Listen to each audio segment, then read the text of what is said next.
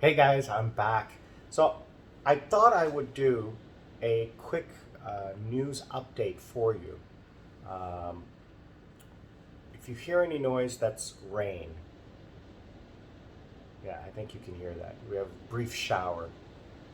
It is monsoon season. So today is Thursday, May 19th morning. So I'm updating the news. I'm looking online because I'd like to update everyone on what's going on. So as of today,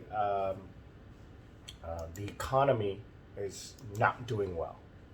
Uh, the news, though, is a little bit more negative than what I'm seeing on the ground. I have been traveling out into the city. As you saw in my last video, traveling to the hotel, I did take some video of some of the destruction and the lineups. So between last week and this week, the government has said, don't line up for gas. There's no gas. People are still lining up. Sorry, petrol or fuel. Don't line up for cooking gas. It doesn't exist in the country. It's not going to come. Diesel is available for buses and commercial vehicles and emergency vehicles. That's still available.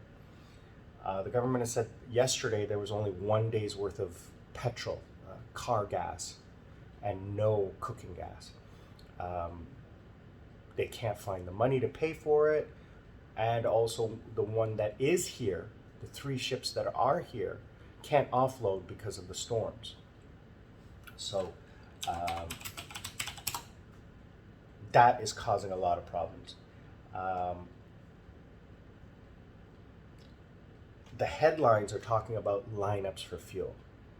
People can't get fuel, they can't get to work, they can't do work, they can't transport. Now, that is causing a big problem. That problem is the food crisis, or the food crisis in the making. Uh, right now, between now and August, is planting season.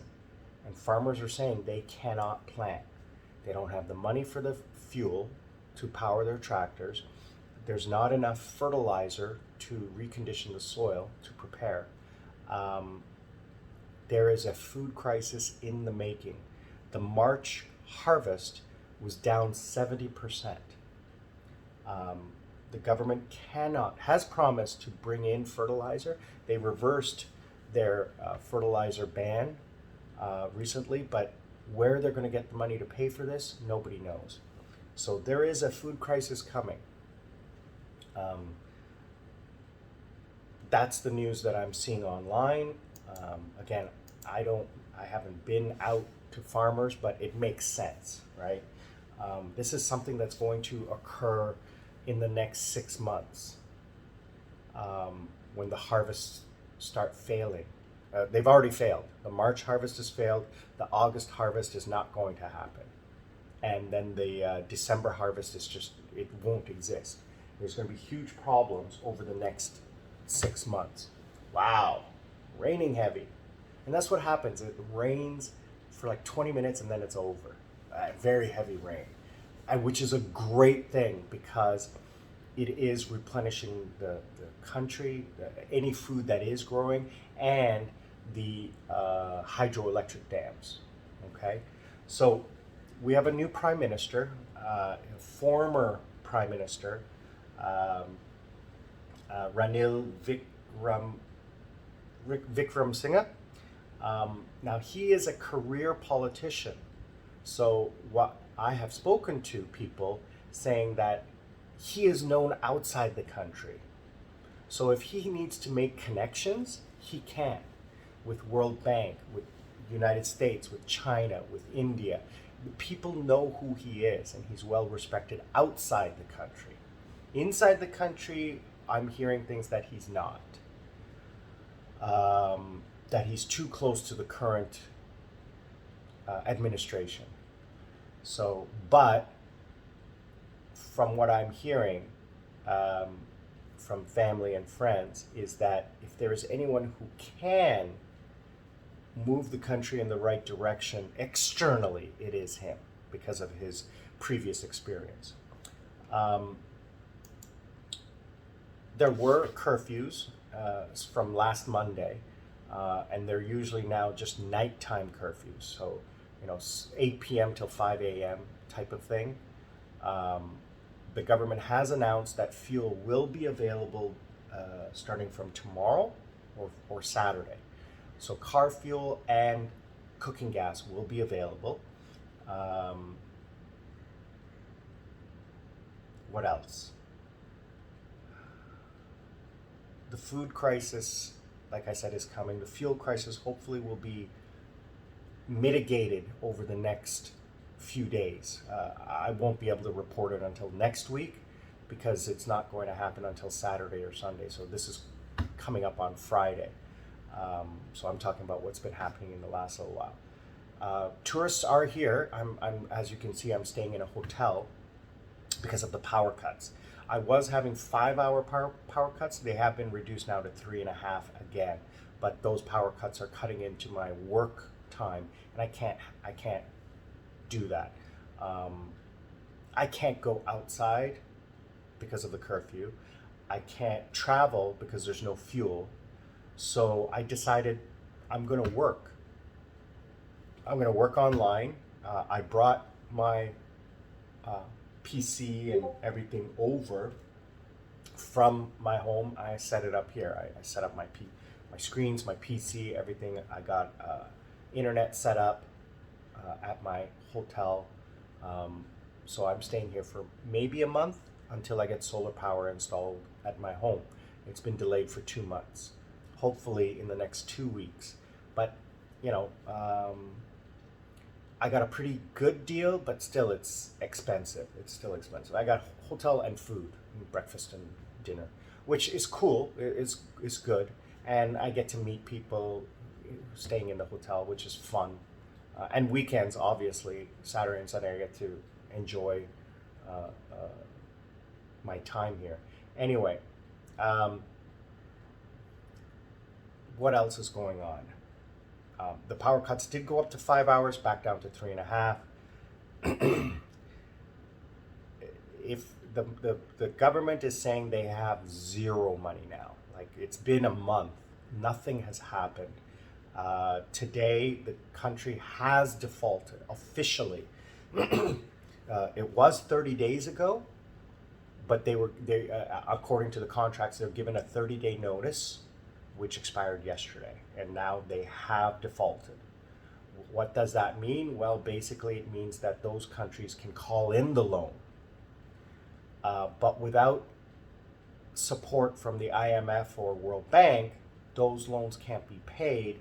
Now that causes a problem because the IMF and World Bank won't provide assistance until those loans are settled or renegotiated. And China has indicated they won't renegotiate. India is willing, and another news story I'm reading is that India is trying to win the public trust. Previous administration, etc., problems that occurred during the war caused Sri Lankans to mistrust India, which is why the government leaned a little bit more towards China over the last 10 years. Which has now led us to this. So again, this is the information I'm getting from family and friends, locals, etc., and the media, and then what I see on the ground. I've only been here a few months, and I'm a little bit maybe naive or ignorant about the realities. So please, forgive me if I make any mistakes. I'm just trying to report the situation on the ground. There is food in the stores. There is water. There's food. Imported food, I am seeing none of it. The things that I used to buy previously that were available, not available anymore. Prices are high. Prices are very high. I would say about 50 to 60%. The average Sri Lankan is going to feel it.